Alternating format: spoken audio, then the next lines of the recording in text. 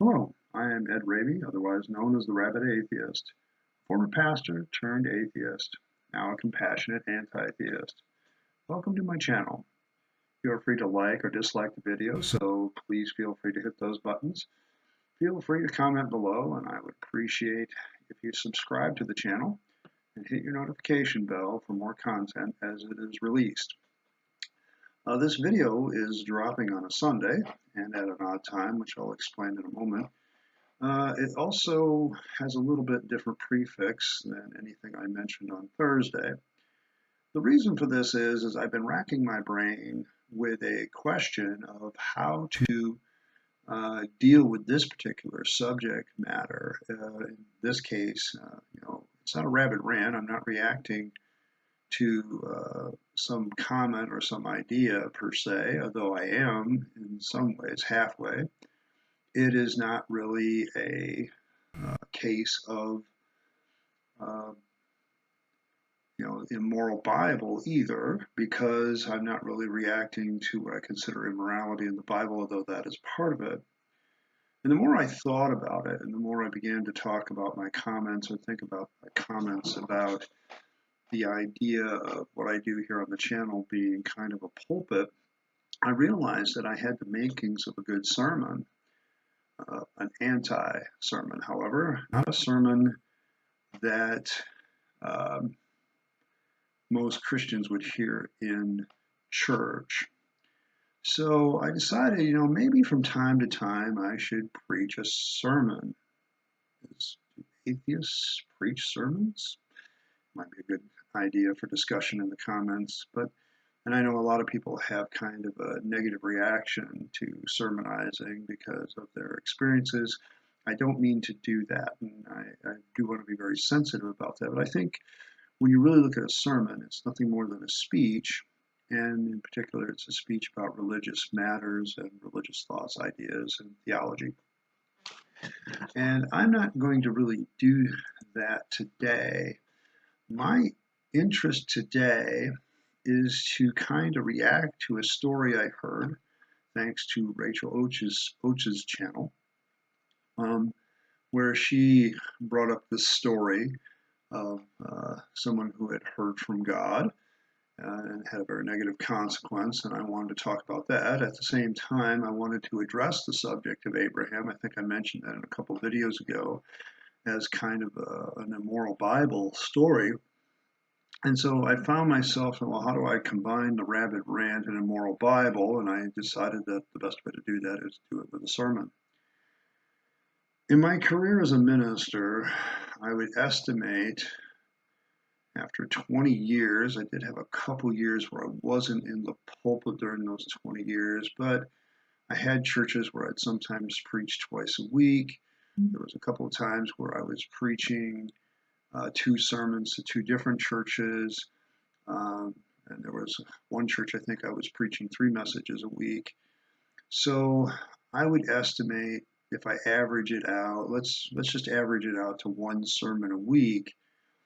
Let's just say I spoke 50 weeks, give myself 2 weeks off, 20 years of ministry on an average of 1 sermon a week, probably more than that. We're talking about 1,000 sermons that I preached over the years.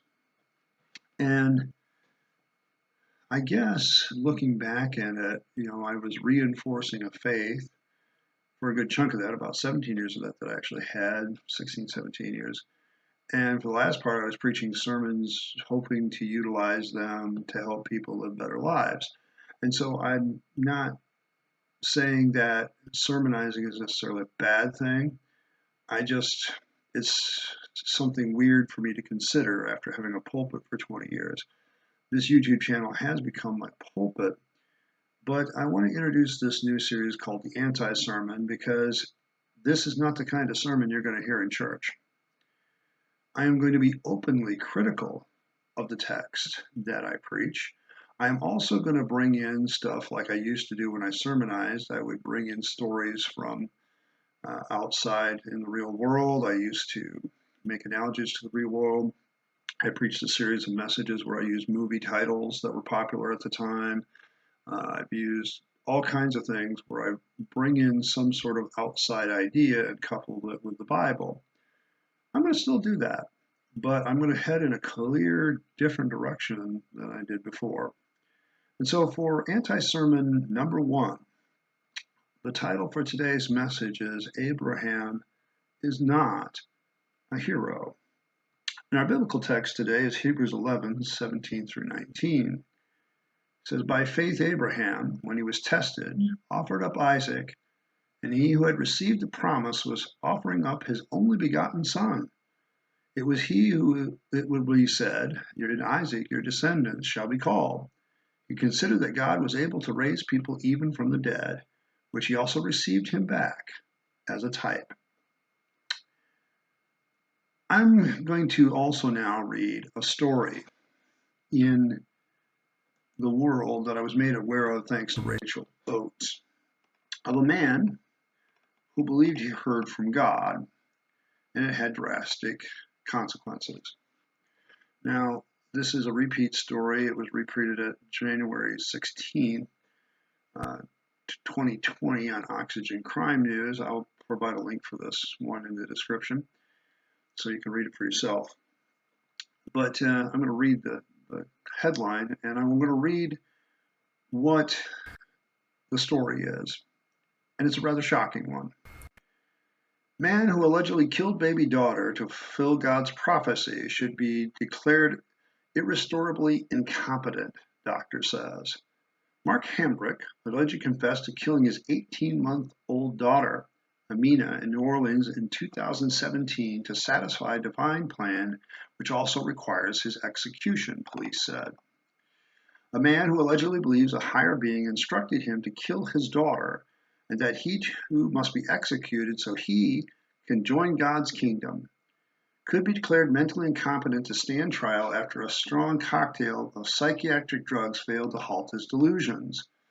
Mark Hambrick, who is accused of murdering his 18-month-old toddler, Amina, in the New Orleans neighborhood of Bywater more than 2 years ago, has steadfastly clung to the belief that God told him to carry it out, the slaying, NOLA.com reported. Forensics doctors recommended declaring Hambrick irrestorably incompetent on Tuesday. Dr. Stanik Vyas said that despite a very high dose and a broad spectrum of 3 different psychiatric medications, Hambrick's condition hasn't improved. Stating he is unable to comprehend the legal advice from his attorneys, Vyas said to Hambrick, who refuses to plead not guilty by reason of insanity, is purposely seeking out capital punishment. He is not willing to work with his attorney or in any other venue, Vyas has explained according to NOLA.com. He flat out told us that that's not something he is willing to do because he is going to push for the death penalty because in order to fulfill this prophecy that involved the death of his daughter, God's will is that he is going to have to be found guilty for this and be put to death and resurrected, and his soul will merge with the kingdom of God. Hambrick had previously rejected taking any drugs, but eventually conceded, NOLA.com previously reported. Judge Robin Pittman withheld her decision on the matter until the formal report is authored. The determination could postpone the trial, local media also reported. Hambrick, clad in a red hospital uniform, said nothing during this week's proceedings. Hambrick allegedly stabbed his 18-month-old daughter to death at the home in New Orleans. Authorities said he was quickly confessed, according to Times-Picayune and the New Orleans Advocate. God told him to murder his child so the state of Louisiana can kill him so he can be resurrected, police said, according to the warrant, according to NOLA.com. The man's wife, Monica Gerhardt Hambrick, described their 18-month-old Amina as an amazing little happy baby.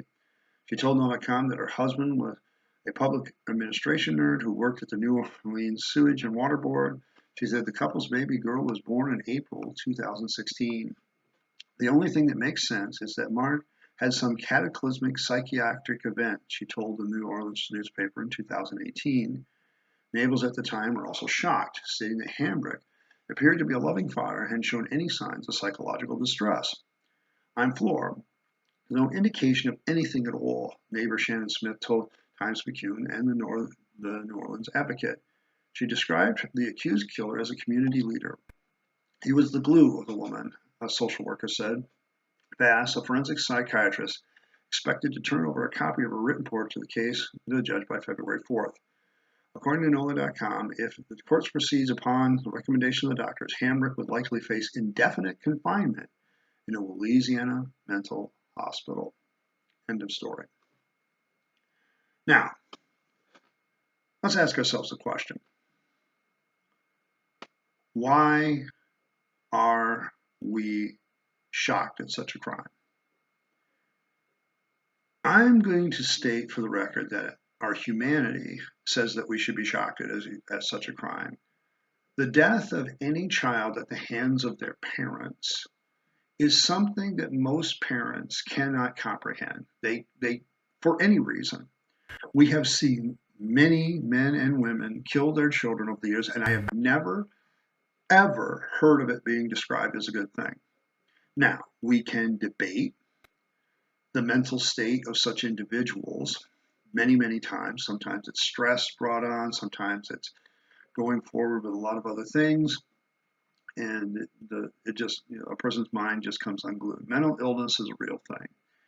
I don't know sometimes if it's as real as sometimes people seem to indicate, but one of the things that is pretty clear to me is that in this case, and I am not going, the news reporter here is she just states the facts, or he just states the facts. I'm not really sure. Hold on just a second. The writer, Dorian.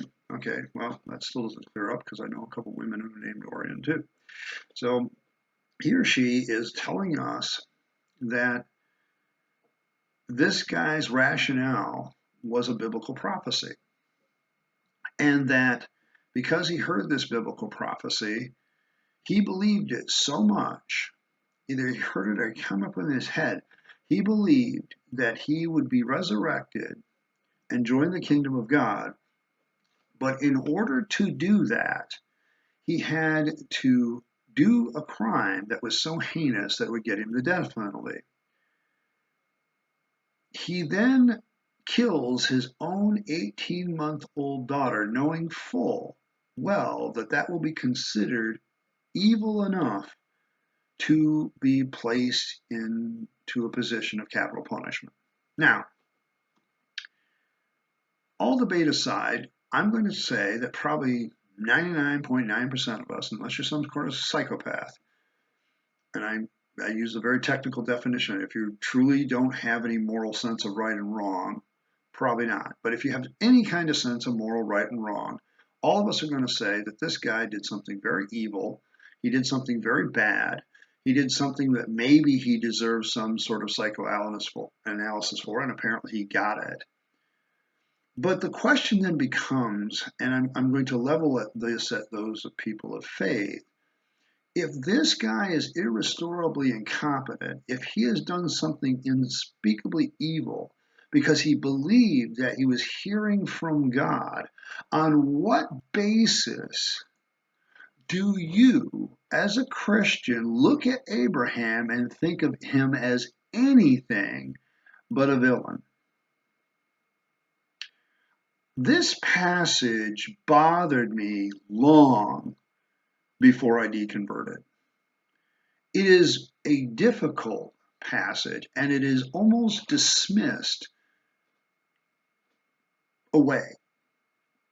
Hebrews 11, 17 through 19 talks about this guy as if he's a hero, that he's getting ready to offer up his only son, who is the child of promise. He is there to offer him up as a burnt offering. The very fact that he would consider such a thing from God, and that it is from God, and that the story displays a belief that it was a heroic thing for Abraham to do, to follow God and be a person of faith, and that his faith was more important than the life of his child, is clearly evident in the way Hebrews presents this event. Hebrews 11 presents this event as he was tested. and he received the promises concerning this only begotten son. He had heard all this stuff, but God says, take your child, your only child, take him someplace that I will show you, offer him up as a burnt offering unto me.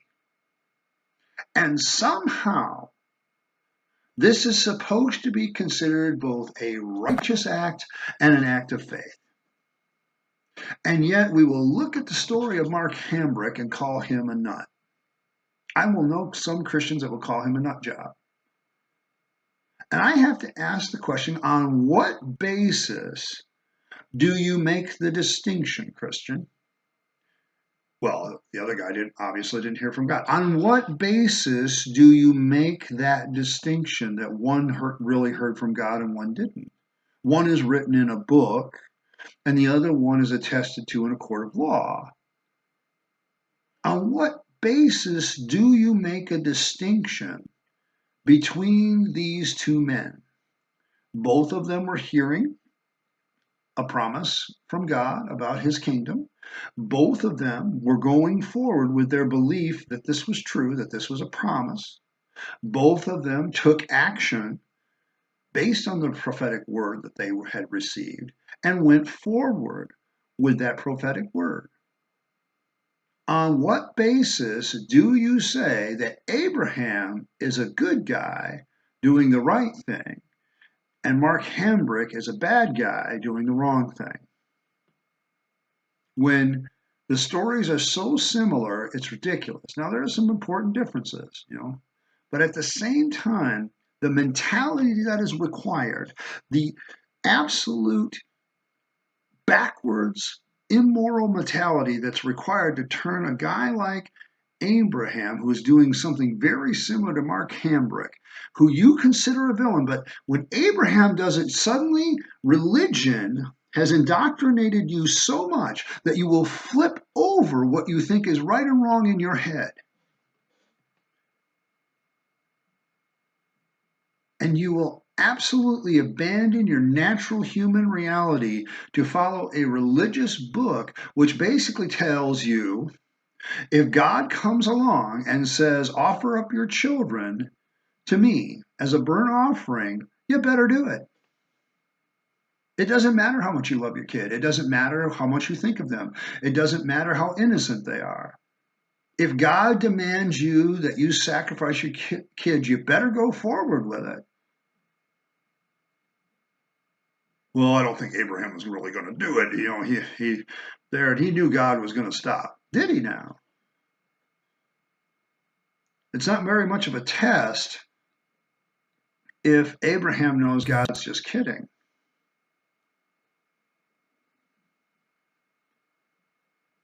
Tons of people claim to have heard from God. The Bible simply makes a claim that Abraham heard from God. It doesn't actually prove it. It just says that Abraham heard from God. He took his kid out into the wilderness.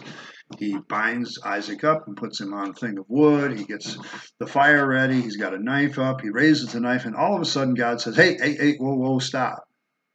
Now I know that you won't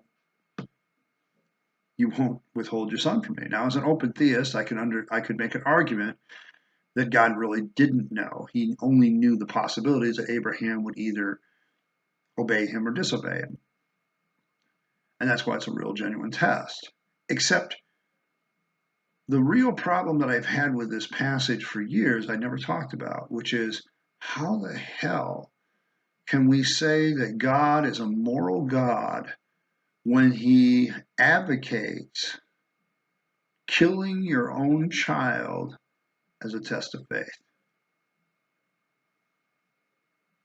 Later on, God will say not to murder, but this looks like murder to me. If Mark Hambrick is guilty of murder by reason of insanity, which I think he is, then Abraham is certainly guilty of attempted murder by reason of insanity. That is the best we can conclude. This story, there's nothing moral about the story of Abraham. He's not a hero. In any other piece of fictional literature, if some guy grabbed his son and said, God is speaking me, I'm going to drag him out, put him on a burnt offering, slit his throat, and then offer him up as a burnt offering, we would not consider that person a hero. And yet, every Abrahamic religion, Judaism, Christianity, and Islam, consider Abraham a hero. Abraham is not a hero. He's a villain. Any man who is willing to kill their child because he believes that he's hearing from God telling him to do so is not a good person. Now, we may argue whether he's incompetent. We may argue, like Mark Hambrick, if he is, irrestorably incompetent, that something has truly happened to his brain, that he is totally gone. And I can, like Rachel Oates, I can feel for the guy. If something truly has flipped a switch in his head, then, oh boy, that can happen to any of us based on the story of this guy's life as it's presented.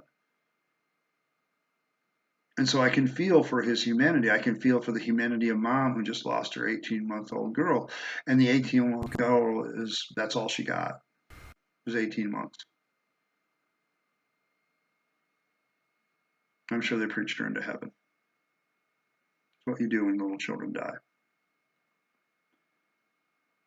But there is nothing moral, nothing morally right or good about a person who believes they're hearing from God to the point that they believe that in order to fulfill what God is telling them to do, they have to go kill their child. Abraham's not a hero. He's a villain. And only a backward religious culture would think otherwise. Only a group of people that can twist right and wrong in their brain because of an authoritarian belief in God can cause themselves to think otherwise. Where you can suddenly, if you can make a distinction between Abraham and Mark Hambrick, I'm going to conclude that it's your religion that allows you to make that switch. Because morally, the action is the same. A man killing their child, period. I don't want to get too far off on this, and I don't want to go too long. In fact, I'm going to kind of wrap it up here. But I challenge any believer to come up with a justification of how this is moral. Because I'm going to bet that you're going to come up with this idea that God somehow has a different standard of right and wrong. That Abraham, knew that God, but he didn't know that he would do it. And you can't assume that he's going to do it or it wouldn't be a real test. My point is this. There are lots of stories in the Bible like this that if people tried them today, they would be arrested. Abraham would have been arrested for attempted murder of his child. Hands down, he spent his time in jail. Mark Hambrick actually did kill his child, and he's going to probably spend the rest of his life in a mental institution because he's irrestorably incompetent, according to psychiatric doctors. And thus, his prophecy apparently is not going to come true. Now, we could argue, well, the prophecy is different. Yeah, except we don't know that Abraham ever received this prophecy. The Genesis account is the only place it appears, period. One source, one witness. It doesn't even meet the Bible's criteria of two witnesses. My point is this. When you read the Bible, when I, preparing for this sermon, was thinking about this passage, you really need to read it with a critical eye.